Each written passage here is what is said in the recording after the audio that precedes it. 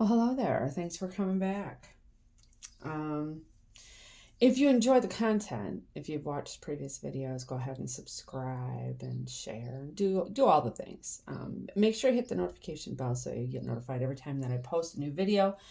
I know I've been gone for a little bit. We've had a bunch of stuff going on, and I thought I'd come today and just kind of talk freely in a less constrictive environment about some of the things that have been going on. Just because I feel like if I share it, you never know, there might be some parent out there that just needs to know that they're not alone. So um, I have three children, and my oldest is about to be 29. My middle is 27, both boys, well, young men. And then my 9-year-old daughter, my little mini me.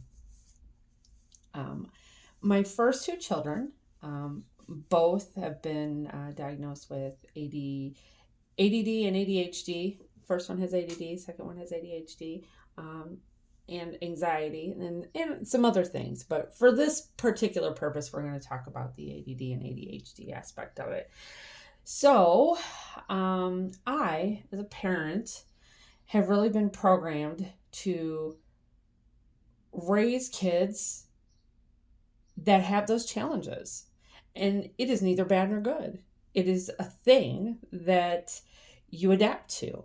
And so, for the last 29 years almost, I have raised children in a manner that gives them the structure to help them be successful. Does it work all the time? No, no. As parents out there, if you're watching this, you know it doesn't always work, but it's the setup. It's the setup that means the most, because the more the setup is present, the more that they adopt it and the more that it becomes part of who they are. And I have proof that that works. Um, and it's something that helps ground them too. Um, so my daughter, my youngest, where we're going with this is um, I'd say the last 2 to 3 months, um, and she is 9, about to be 10 in May. And she's been experiencing some issues in school. It's that age. My goodness. 9, 10, 11, all that age range. Wow, it's a lot going on. I don't remember it being like this. And I'll tell you, I think the single biggest issue with this age, side note, sidebar, social media makes a huge, huge impression upon these kids. And she's very well grounded. Like, she'd much rather be outside playing. But it is in her life, because you can't keep them from all of it. Unfortunately, it's in their day-to-day schooling. It's everywhere. So, and then the idea that you can keep them from it, I don't think that's sustainable. I think it's how we teach them to interact with it. And so far, I think I've done a pretty good job. But the age range that we're in, a lot of the changes that happen at that age, and then you have the social emotional development, and you have all these other things that are coming in on them at once. And we had to have her evaluated for ADD and ADHD. She really was expressing duress in the areas of chaos in her mind, and just like around her not being able to focus. And anxiety was starting to creep up on her as far as like her performance in school. And she's like, if I can't focus, I can't do well. And she has some pretty big aspirations. She has since she was a little one. And they shift and they change, but they're nonetheless big aspirations. And when I tell you that this little journey that we've been on the last month or so has been one of the biggest triggers that I think I've ever felt viscerally. Not because I was unprepared because I wasn't. But because I thought that the environment that I had created for my youngest child was going to be enough to deter those kinds of things. Yeah, yeah. Raise your hand if you feel like I did everything. Why? Yeah, I've been having to sit with this for a couple of weeks, and I'm gonna say this. I'm gonna hold my own hand when I say this. It doesn't have anything to do with you. It doesn't. It's genetics.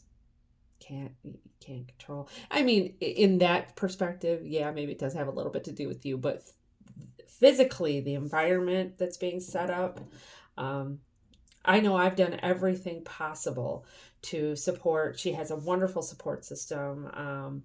There's all the resources that she could ever need at hand. This is simply a story about genetics. And sometimes you cannot out organize genetics. I know somebody needs to hear that. I am by nature an organizer. I am by nature a structure fiend. If I do not have structure, I am very unbalanced. So therefore, whoever's in my area, they get structured too.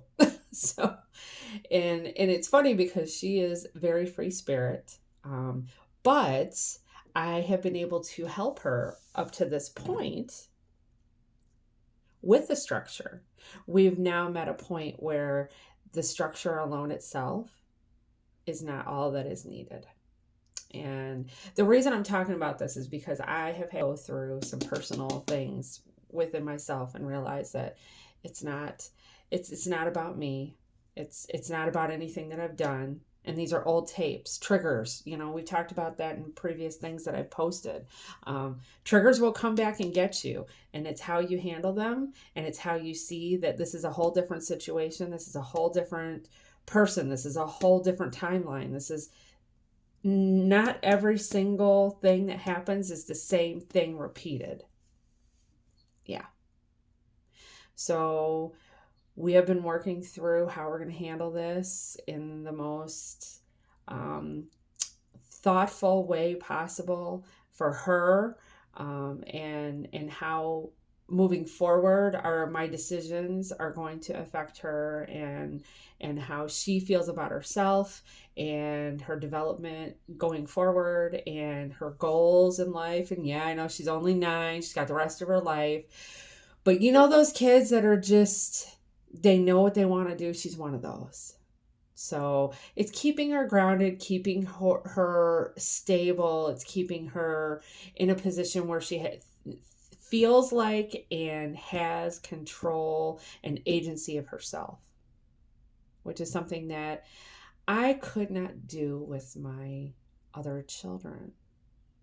I learned a lot from them, a whole lot.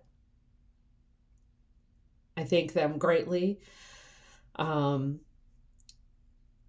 They grew up in a time where there weren't a lot of the resources available. It was in the very, very, very beginning of all of this.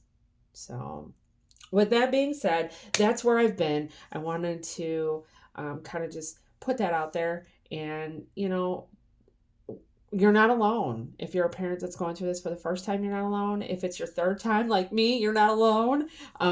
Things shift, treatments shift, environments shift, thought processes shift, and it's okay. It's okay.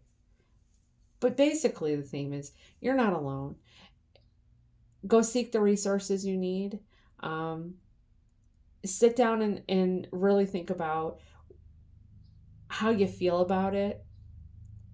It's important. It's important for you, and it's important for the other person at the other end too.